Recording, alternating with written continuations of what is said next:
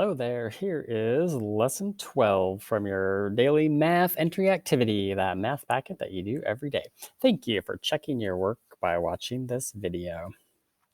So number 1 says that Jax knows that there are 4 quarts in a gallon. And what I drew up here, the gallon is a G.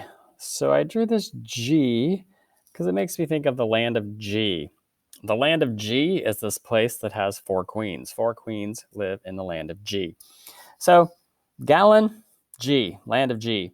And guess what the quarts are? They start with a Q. The quarts are the queen. This is just a story that helped me remember that there are 4 quarts in a gallon because there's 4 queens that live in the land of G. And I can always draw this. It's kind of obvious when I draw the big G that the 4 Q's fit in there. It's how I remember 4 quarts in a gallon. So anyway, he has 6 gallons of water. So I drew 6 G's, 1, 2, 3, 4, 5, 6 G's or gallons of water. But he wants to split the water into quarts, which I've already done because of my pictures. So how many quarts can Jax make? Well, now that I have drawn this, I could just count all the quarts. 1, 2, 3, 4, 5, 6, 7, 8.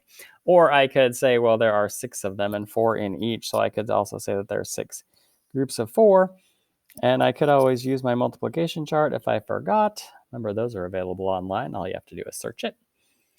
So it looks like we've got 24 quarts of water in 6 gallons because 4 for every one of those 6 gallons. 24 quarts. Next, we have a big multiplication problem. Of course, this means 4 of these 3,789s. You could actually also add 3,789 fours. That would take a lot of paper. And since we're in 4th grade, I don't think I'm going to do the adding 4 of those. I'm going to multiply them, but I'm going to break it up because that is kind of a big, hard number to multiply.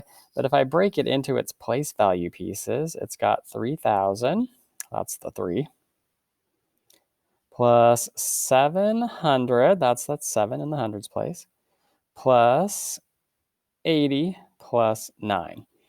And I, of course, am going to multiply each one of these parts. I'm going to make a box for each one. 4 times 9 in my place value chart. Not my place value chart, my multiplication chart. 4 times 9 is 36. 4 times 8 is 32. But this is 80, it's 8 tens, so I'm going to say 32 tens. I just place that extra 0. 4 times 7 is 28, but these happen to be hundreds, so I am placing my 2 zeros to make this be 2800. And then 4 times 3 is 12, but this is 3,000, so I need 12,000. See the pattern here? There's 3 zeros, 3 zeros, 2 zeros, 2 zeros, 1 zero, 1 zero. Now, of course, I just have to add this all up. I have to have some space. 12,000, 2,800, 320, 36. Believe it or not, this is where most of the mistakes are made. It's the adding up, because if you don't use the columns nice and neat and write all your numbers neatly, you make silly mistakes. Okay, so 5, that's 11. So 15,156. 15,156. Okay. Let's see. Number 3.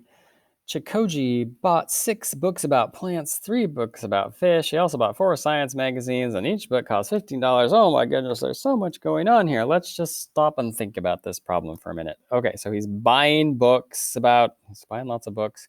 He's also buying magazines. When you buy stuff that costs money, they tell me how much everything costs, and we want to know how much he spent. Okay, so I just know I need to figure out how much he spent. So 6 books about plants, and I'm noticing that it says that the books cost $15. So every one of these books is $15. So I'm going to have 6 of those at $15. And 3 books about fish, that's still a book, and every book costs $15. So we're going to have that. And the magazines are only $4, and you bought 4 of them. So $4 times 4 magazines. Oh, I know that's 16. That part's easy. So $16 on magazines. So 3 times 15 and 6 times 15. Well, I'm just going to come on over here, say 6 times. I'll break that apart because my multiplication chart doesn't have 15s. But 10s are easy. 6 times 10 is 60. 6 times 5 is 30. And then I also have to do 3 times 15.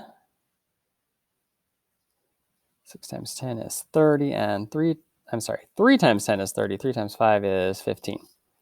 So this adds up to 90. And this adds up to 45. So I have to add that to my $16 for magazines. 6 and 5 is 11. 9, 10, 11. 11 plus 4 is 15. Looks like $151. He spent a lot at this bookstore or wherever he was to buy the books and magazines.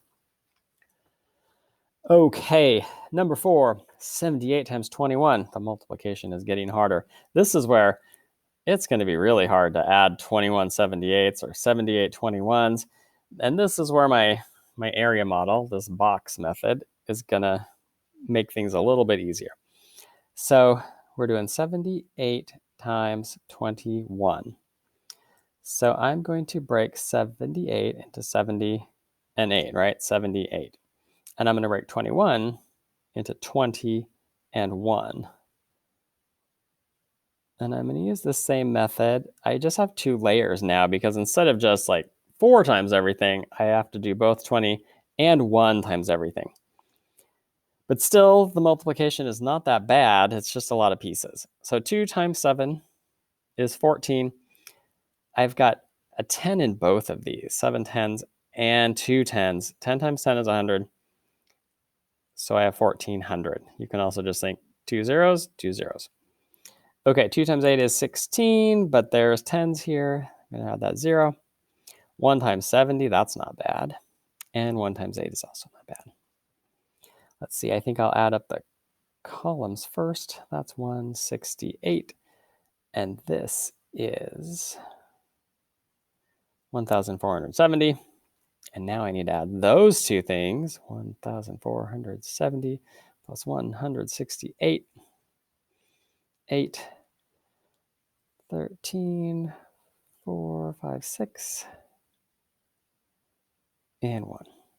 1,638. Okay, so 21 times 78 comes out to 1,638. 1,638.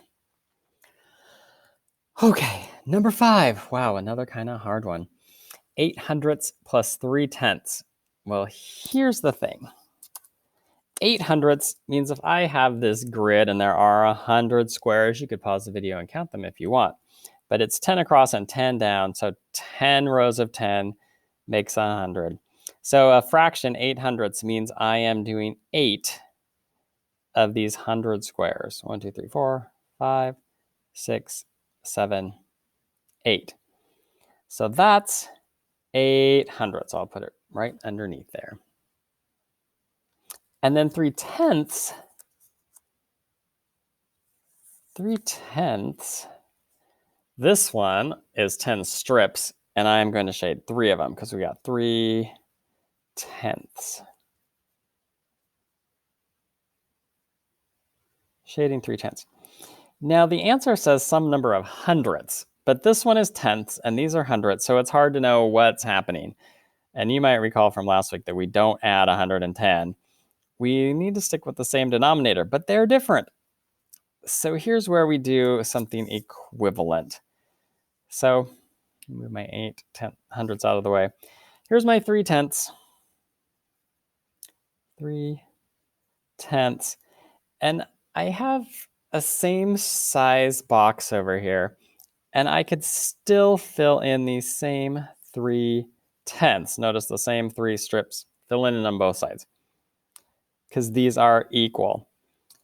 But since this one is divided up into hundredths, now I've also could call this 30 hundredths because I've got 10, 20, 30. So 30 hundredths is the same as 3/10. They are equivalent. I'm sure you talked a little bit about equivalent fractions last year.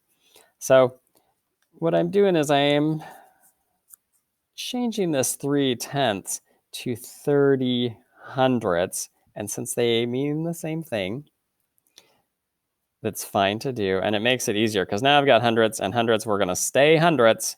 How many hundredths is it? I've got 8 of them here and 30 of them here, so a total of 38 hundredths. Oh, and this last one, we have some rounding. And remember, you could get out your rounding chart to know where the 100,000s are. The 100,000s are right here because we've got ones, tens, hundreds, thousands, 10,000s, 100,000s. And I want to round to the nearest 100,000, so I'm going to look next door. This 1 is not very far past the 600,000. So the 100,000 is going to all be zeros, and I can't forget the 5 in the millions place. So 5,600,000. Okay, last thing. I'm going to offer you a prize on Thursday for actually watching this video to the end. So on Thursday, I'm going to ask you what's the name of this guy? My name is Rico.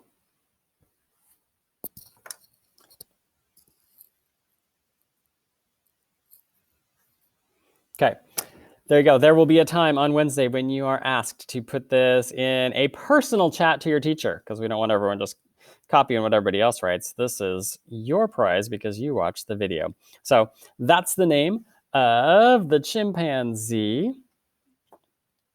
So you're going to put it in a private text to your teacher when you are asked on Thursday. Okay, and that is the end of the Lesson 12 video. Thank you for watching. Bye.